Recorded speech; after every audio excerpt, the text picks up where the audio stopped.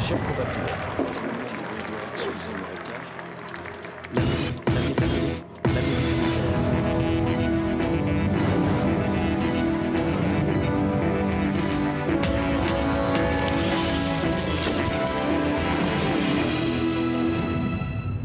Si la conclusion de cet entretien est que mon ministère doit être une fabrique à bon français, j'y souscris bien volontiers, oui. Le ministre plénipotentiaire en charge de l'évacuation des Romanichels et de l'éradication de tous les nuisibles a enfin dévoilé son projet révolutionnaire.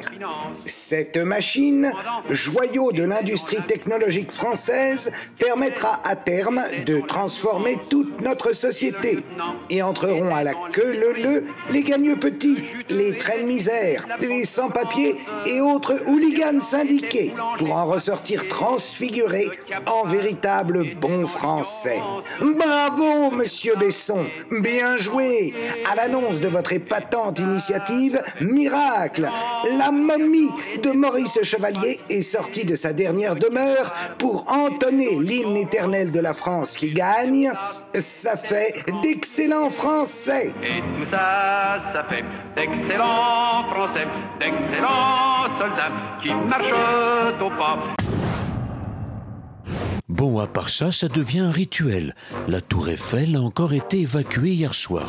Ça commence à bien faire, hein, ces plaisanteries. C'est désolant, ces chômeurs et ces gauchistes qui n'ont sans doute rien de mieux à faire que de passer des coups de fil bidons de revendication. Il faudrait savoir ce que vous voulez, monsieur le président de la France. Nous, on a un contrat en bonne et due forme. Vous nous avez mandaté pour créer cette attraction sensationnelle à la tour Eiffel, Panique au Champ de Mars, qui est un énorme succès. Les touristes du monde entier en raffolent. Leur nombre a triplé depuis la première alerte. Pensez, ils montent et à peine arrivés, hop, ils redescendent, la peur au ventre, le cœur à 180 degrés. Croyez-moi, l'adrénaline est au rendez-vous. Aujourd'hui est un jour particulier. C'est l'anniversaire de mon meilleur ami, celui qui ne m'a jamais laissé tomber, qui a toujours été là dans les moments difficiles. Et lui, je peux vous dire que c'est vraiment mon mentor, hein. Cet homme, c'est Silvio. Je rate jamais un de ses anniversaires. Avec lui, c'est quelque chose, hein. L'an dernier, on était chez Tino, son pizzaiolo préféré. Et il a fini bourré à nous chanter des chansons paillardes à l'époque de Mussolini. Qu'est-ce que c'était drôle, hein?